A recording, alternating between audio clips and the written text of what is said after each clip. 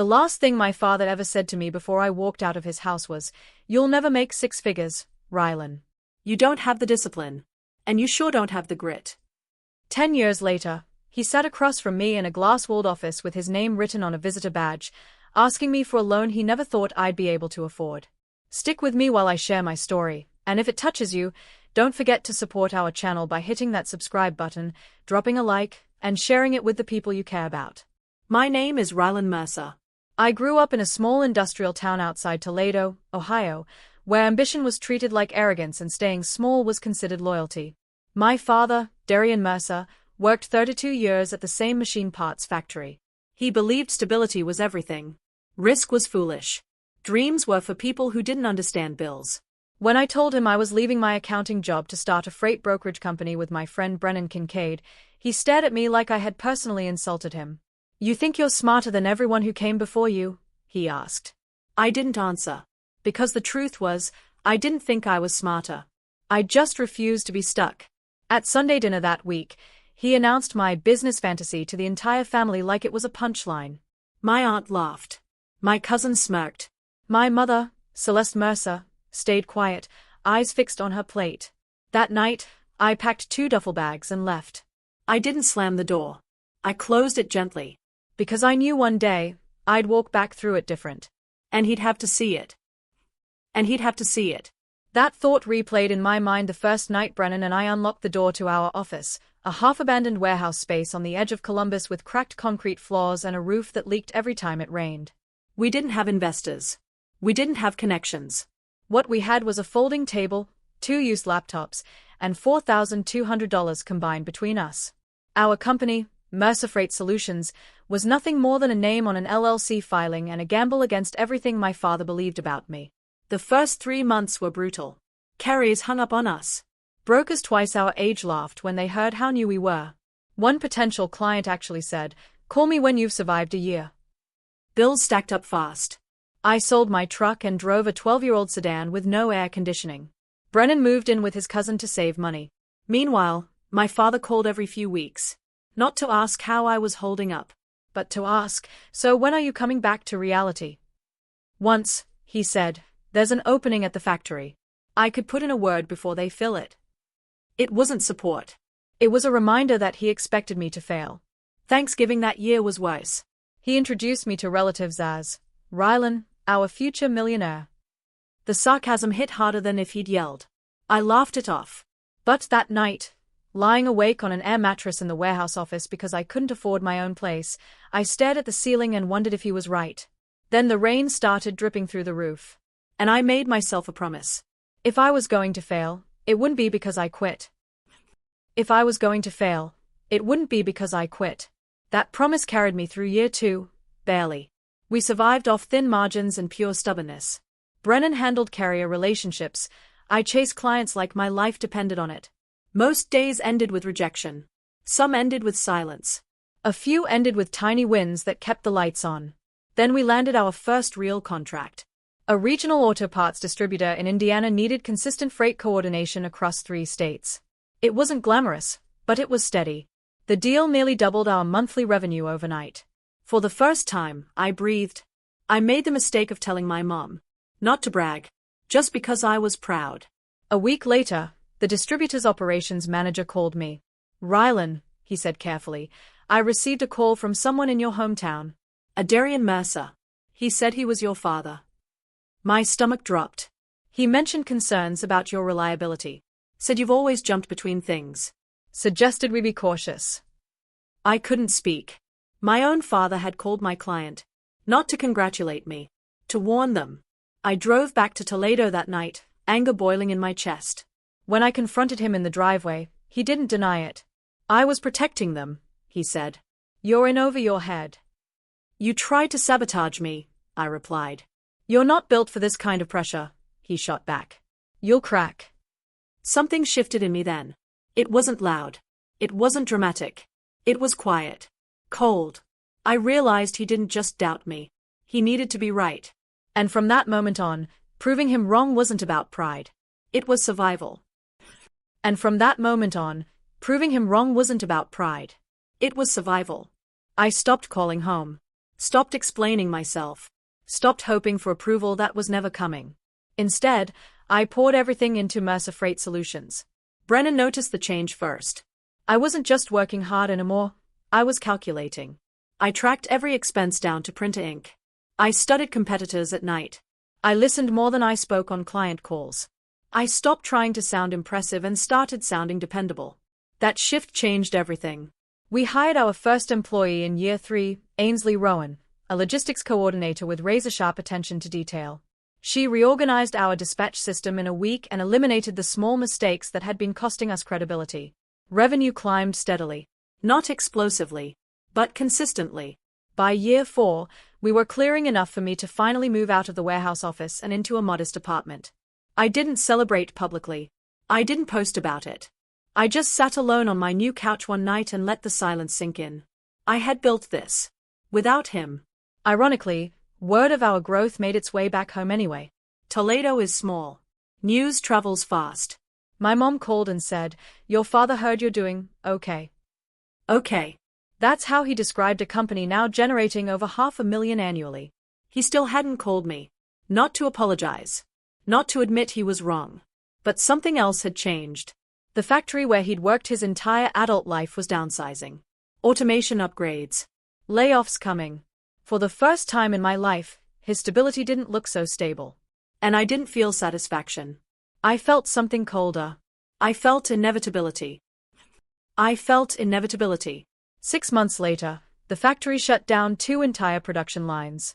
My father, Darian Mercer, 32 years of perfect attendance, never late, never written up, was handed a severance packet and escorted out with a cardboard box. No ceremony. No loyalty bonus. No applause for decades of playing it safe. Just a handshake and a locked gate. I didn't hear it from him. I heard it from my sister, Lyra Mercer, who called me late one night. "He's not taking it well," she said quietly. "He keeps saying they owed him." That sentence stayed with me. They owed him. The same man who told me the world didn't owe me anything. Meanwhile, Mercer Freight Solutions crossed a milestone I'd once thought impossible. We secured a contract with a national appliance distributor. The numbers were bigger than anything we'd touched before. For the first time, my personal income crossed into 6 figures. I stared at the deposit confirmation on my banking app for a long time. Not smiling. Not celebrating. Just remembering his voice in the driveway years earlier. "You'll never make 6 figures." I printed out my annual earnings statement and folded it into my desk drawer. Not to send to him. Not to frame. Just to remind myself that I wasn't the reckless kid he said I was. A week later, my phone rang. Dad's name lit up the screen. We hadn't spoken in almost a year. I let it ring twice before answering. His voice sounded older. Smaller. "Rylan," he said, clearing his throat. "I need to talk to you." And for the first time in my life, he didn't sound certain. We met at a quiet diner halfway between Columbus and Toledo. Neutral ground. The kind of place with cracked vinyl booths and coffee that tastes like burnt memories. He looked thinner. Not fragile. But worn. We didn't hug. We didn't shake hands. We just sat today. He talked first. The severance was smaller than he expected. The mortgage was behind. Health insurance had lapsed, and a recent hospital visit had left him with bills he couldn't manage. Then he finally said it. "I need a loan." Not help. Not advice. A loan. The number hung in the air between us. $82,000. It wasn't a random figure. It was survival money. Mortgage current. Medical debt cleared. A cushion. He wouldn't look at me when he said it. I asked one question. "Do you still think I don't have the discipline?" Silence. His jaw tightened. "You did okay," he muttered. "But business is unpredictable. Don't get arrogant." No apology. No acknowledgement of the calls he made trying to undercut me. Just justification wrapped in pride. Something inside me wrestled hard in that moment. Part of me wanted to say no. To remind him how he'd laughed. How he'd warned my clients about me. But another part of me, the part that built something from nothing, didn't operate on emotion anymore. "I'll consider it," I said calmly. He nodded, like he expected that answer. As if he still thought he held leverage.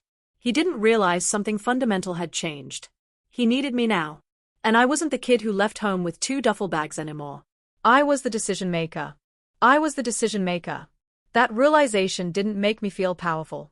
It made me careful. I didn't answer him that night.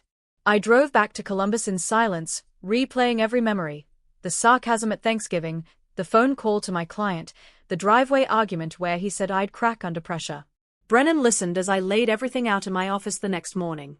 "So what are you going to do?" he asked. "I'm not giving him charity," I said. "If I help him, it's structured." That week, I had our attorney draft a formal loan agreement. $82,000. 5-year term. Modest interest. Clear repayment schedule. Collateral tied to the house. It wasn't cruel. It was professional. When I called Dad and told him to meet me at my office, there was a pause on the line. "You've got an office?" he asked. "Yes," I said simply. He walked in 3 days later wearing his old work jacket. His eyes scanned the space, the glass walls, the framed certifications, the quiet efficiency of my staff moving with purpose. He didn't compliment it. He sat down.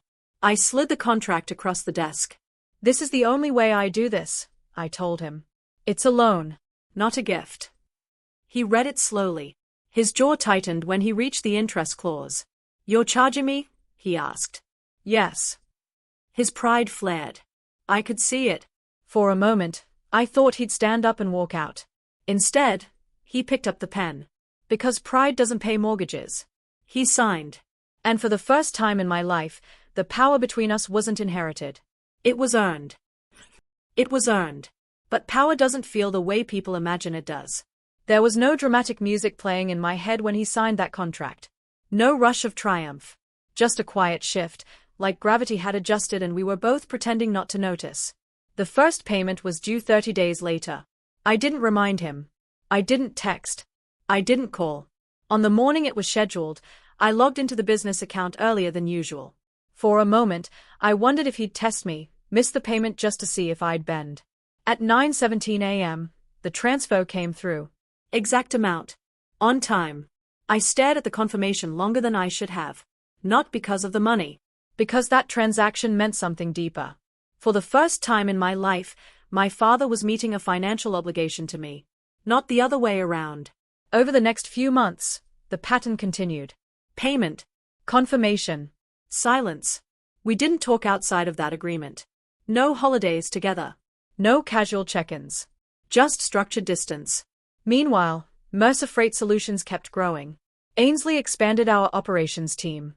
Brennan negotiated a multi-state contract that pushed our annual revenue past $2 million. Some nights, I'd sit alone in my office after everyone left and think about how different things could have been. If he'd just said, "I'm proud of you." If he hadn't called my client. If he'd trusted me once. But he didn't. And now every check he sent was more than repayment. It was proof that he'd been wrong. Still, something unsettled me. Because revenge is clean in theory. In reality, it leaves echoes. It leaves echoes. By the second year of the loan, Dad had never missed a payment. Not once. But he also never called unless it was about adjusting a transfer date around a holiday. Our relationship had been reduced to numbers on a ledger and brief, transactional emails. It should have felt satisfying. Instead, it felt incomplete. One afternoon, my sister Lyra showed up at my office unannounced. She looked nervous, like she was carrying something fragile. "He's refinancing the house," she said carefully. "He wants to pay you off early." That caught me off guard. "Why?" I asked. "He says he doesn't like owing you." Of course he didn't. The debt wasn't just financial. It was symbolic. A week later, he requested a meeting. This time, when he walked into my office, he didn't scan the walls. He didn't avoid eye contact. He just sat down and placed a cashier's check on my desk. Full remaining balance. Interest included. "I don't want this between us anymore," he said. Between us? Not thank you. Not I was wrong. Just discomfort. I looked at the check but didn't touch it. "You tried to stop me," I said quietly. "You told people I wasn't reliable." His jaw tightened. "I thought you'd fail," he admitted. "And I didn't want you embarrassing yourself." "That wasn't your call." Silence filled the room. Then, finally, barely above a whisper, he said something I never expected to hear. "I didn't think you'd outgrow me." That was the first honest sentence he'd spoken in 10 years. And suddenly, the revenge didn't feel as heavy. That was the first honest sentence he'd spoken in 10 years. And suddenly, the revenge didn't feel as heavy. I realized revenge isn't always loud. It isn't always humiliating. It isn't always public. Sometimes, it's quiet. Sometimes, it's in the years you spent building a life that proves them wrong without a single word. I cashed the check, but I didn't deposit it immediately. I put it in my desk drawer next to that first printed six-figure statement, the number that had haunted him for a decade. It wasn't about the money anymore. It was about control, about proof, about rewriting a story he tried to write for me. We didn't hug. We didn't celebrate. We didn't say, "I love you." Those words weren't necessary. Every check he sent, every prompt repayment, every cautious phone call reminded me he had underestimated me. And in that, I found closure. I didn't build Mercer Freight Solutions to punish him. I built it for myself. To prove that his definition of failure wasn't mine. To prove that discipline, grit, and persistence are better teachers than pride or fear. Today, the company runs nationwide. Brennan manages client expansions. Ainsley runs operations. Lyra and I share quiet victories over coffee once in a while, laughing at old memories of Dad's sarcasm. And Dad? He still sends his checks, still meets his obligations, still doesn't fully acknowledge what he did wrong. But the power dynamic has shifted. The little boy he doubted is gone, replaced by a man who faced everything he feared, and won. Sometimes revenge isn't about breaking someone. It's about becoming so much more than they ever thought you could. And that's exactly what I did.